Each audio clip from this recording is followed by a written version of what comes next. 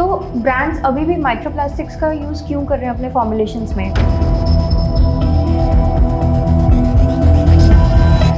US and UK में अगर आप देखो तो उन्होंने एक स्ट्रिक्ट बैन लगा रखा है on use of microplastic in specially rinse off products.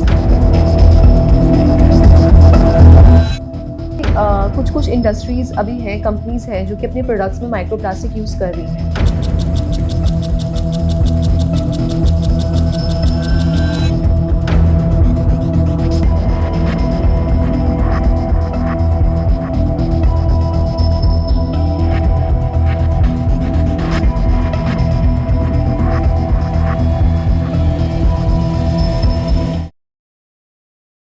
So doctor, अगर माइक्रोप्लास्टिक का इस तरीके से इम्पैक्ट है तो ब्रांड्स अभी भी माइक्रोप्लास्टिक्स का यूज़ क्यों कर रहे हैं अपने फॉर्मुलेशंस में? Like in our initial days of like when we were researching about products और फॉर्मुलेशंस, तो हमने ये गैप भी आइडेंटिफाई किया था कि यूके, यूएस और कोरिया, जर्मनी में जो फॉर्मुलेशंस यूज़ कर रहे हैं biggest of the biggest beauty brands, उनकी फॉर्मुलेशंस इंडिया में डिफरेंट है। Like taking a look at the ingredient list, वहाँ पे बहुत ज़्यादा वेरिएशन है। Maybe because UK, US के वहाँ पे बहुत स्ट्रिक्ट रेगुलेशंस हैं और इंडिया में कंज्यूमर अवेयरनेस अभी उतनी नहीं है इंग्रेडिएंट्स को लेके। So what makes you think कि brands are still using those microplastics, अगर उसका इतना बड़ा इम्पैक्ट है हेल्थ पे तो? See you right to say, because skin products की जो मैन्युफैक्चरिंग इंडस्ट्री की रेगुलेशंस हैं वो कंट्री टू कंट्री वेरी करती हैं। यूएस एंड यूके में अगर आप देखो तो उन्होंने एक स्ट्रिक्ट बैन लगा रखा है on use of microplastic in specially rinse off products like your shampoos, your scrubbing, face washes, your cleansers and even toothpaste for that matter. But leave on products में भी उन्होंने एक स्ट्रिक्ट रिकमेंडेशन दे रखी है that you should use minimum to minimum microplastic and not use it wherever possible. But in India अभी तक ऐसा कोई स्ट्रिक्ट बैन नहीं आया है। They are only very lenient recommendations कि आपको माइक्रोप्लास्टिक कम से कम यूज़ करना चाहिए। सो दैट इज़ वाई कुछ कुछ इंडस्ट्रीज़ अभी हैं, कंपनीज हैं जो कि अपने प्रोडक्ट्स में माइक्रोप्लास्टिक यूज़ कर रही हैं। Now coming back to your question, why they are using it? It's because the use of microplastics in these products is a little easy. जहाँ पे आप माइक्रोप्लास्टिक कंपोनेंट्स की बात करो like polypropylene, polyethylene and other acrylates, उनका attain करना and उनको आपकी क्रीम्स एंड सीरम्स में फॉर्मुलेट करना काफ़ी ईजी है, लेस टाइम कंज्यूमिंग है एंड लेस एक्सपेंसिव भी है।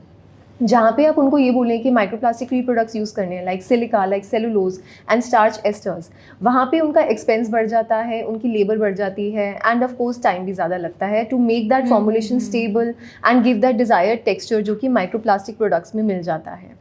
And now if you look at the Indian market, majority of the people, they want a little bit of low budgeted products, okay? There are only few people who can afford expensive products. Correct, India is price sensitive. Absolutely, absolutely. So to match that demand of the targeted population and the customers, they have to reduce their own expense also. So they are also forced to use microplastic molecules in their products. I think it's high time कि हम as Indian consumers अब ये चीज़ realize कर लें कि microplastics का impact हमारी skin पे, हमारे एनवायरनमेंट पे क्या इम्पैक्ट पड़ रहा है। So doctor, lapping was built to fill this gap only, जहाँ पे इंडियन कंज्यूमर्स को भी माइक्रोप्लास्टिक फ्री प्रोडक्ट्स का एक्सपीरियंस मिले, उनको भी एक लग्जरी फील मिले। So that is why we came up with this 100% microplastic free formulations in all the products. But do you think कि इंडिया में इंग्रेडिएंट्स नॉलेज कम और मार्केटिंग इम्पैक्ट ज़्यादा है, इस वजह से brands are forced to use microplastics in their products, या फिर is it something else? See, to some extent you're right. India में अभी consumer awareness regarding the products थोड़ी सी कम है। जब भी कोई कस्टमर कोई प्रोडक्ट देखने के लिए जाता है वो सिर्फ ये देखता है कि मैं विटामिन सी सीरम ले रहा हूँ, रेटिनॉल ले रहा हूँ, पेप्टाइड ले रहा हूँ, क्या है इसमें। The only active ingredient is what that matters to them. आगे पीछे वो कुछ नहीं देखते हैं इंग्रेडिएंट लिस्ट में कौन सा प्रेजर्वेटिव है, कौन सा बेस है, कौन सा फिल्म फॉर्मिंग बेस है, माइक्रोप्लास्टिक है या नहीं है, सल्फेट्स हैं, पैराबेन्स हैं कि नहीं है, वो भी नहीं देखते हैं। So in that case I really want कि उनको ये अवेयरनेस आए कि it is not only the active ingredient, the other things also matter too. And now what happens is कि जब वो ये मॉलिक्यूल यूज़ करते हैं उनको सूट नहीं करता, उनको लगता है नहीं मुझे विटामिन सी सूट नहीं करता है, but it's actually the other preservatives also which are playing in to the role. So most of them might be having allergy to vitamin C, but अगर उनको माइक्रोप्लास्टिक फ्री या एक less aggressive product उनको बोलें use करने के लिए तो हो सकता है उनको विटामिन सी भी सूट कर जाए। That is why consumer awareness plays a very important role in it. Of course marketing claims भी आते हैं सोशल मीडिया में, जिससे कि वो बहुत ज़्यादा टेम्प्ट हो जाते हैं कि नहीं यही प्रोडक्ट सही है and they go for it. But अब अगर आप देखो तो एक्चुअली कंज्यूमर्स में काफ़ी अवेयरनेस आ रही है। Most of them are becoming eco conscious also. Most of them now know कि अगर उनको कोई प्रोडक्ट नहीं सूट कर रहा, there are other things that also matter. That is why they are going for microplastic free products also. Now अगर मेरे पास भी कोई पेशेंट आता है जिसको सनस्क्रीन भी सूट नहीं कर रहा या कोई मॉइस्चराइजर सूट नहीं कर रहा, I always before labelling them as allergic to a sunscreen, I always try कि उनको एक milder form of sunscreen prescribe करके देखूँ, एक माइक्रोप्लास्टिक फ्री सनस्क्रीन प्रिस्क्राइब करके देखूँ।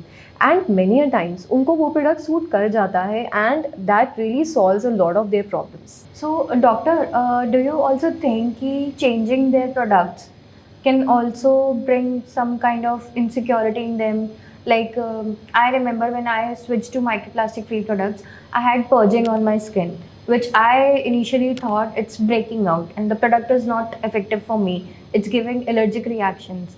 So, how do we change ये psychology कि अगर हमने कोई product change किया है और उसकी वजह से अगर purging हो गई है तो वो प्रोडक्ट ख़राब है, ना कि आपकी स्किन रिपेयर हो रही है।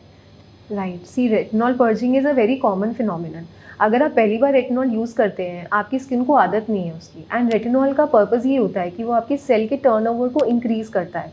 Means it is going to shed off what is happening in your superficial layers, ताकि न्यू एक हेल्दी लेयर आपकी बैरियर के साथ इम्प्रूव हो सके। सो अगर आपके कुछ ब्रेकआउट्स या एक्ने हैं जो अभी आने वाले हैं in the near future, retinol is actually going to speed up that process. तो आपकी पर्जिंग हो सकती है, but what comes after that purging is a beautiful phenomenon that retinol brings, which is the anti-aging process. So purging is commonly seen with retinol use and should be taken with a pinch of salt. Okay, so does it happen with PDRN also? Like, I can understand that I have dry skin, so it may have reacted that way. But PDRN का भी उससे कुछ मतलब इसी तरीके से impact पड़ता है या फिर there is a probability? C PDRN में मैंने नहीं देखा कभी किसी को एक्ने या ब्रेकआउट्स से, because it usually improves the barrier and hydration, and it has in fact anti-inflammatory properties.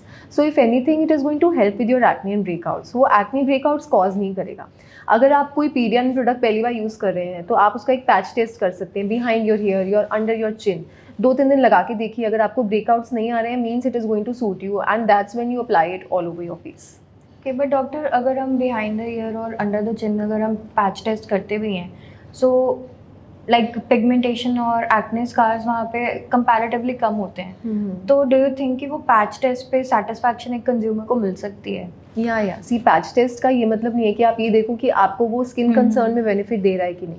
अगर आपके एक्ने स्कार्स पिगमेंटेशन नहीं है लेकिन स्किन बैरियर तो वहाँ पे भी है। So basically what we are testing with patch test is the allergic phenomenon which can happen with any other product. Vitamin C हो, रेटिनॉल हो, PDRN हो, अगर आप उसका पैच टेस्ट करते हैं you are basically seeing whether you are sensitive to the active molecule which is present in the product, not to see कि उसकी एफिकेसी कितनी है आपके स्किन कंसर्न के ऊपर। स्किन कंसर्न पे आप तब लगाएंगे जब आपका पैच टेस्ट बिल्कुल सक्सेसफुल हो जाए।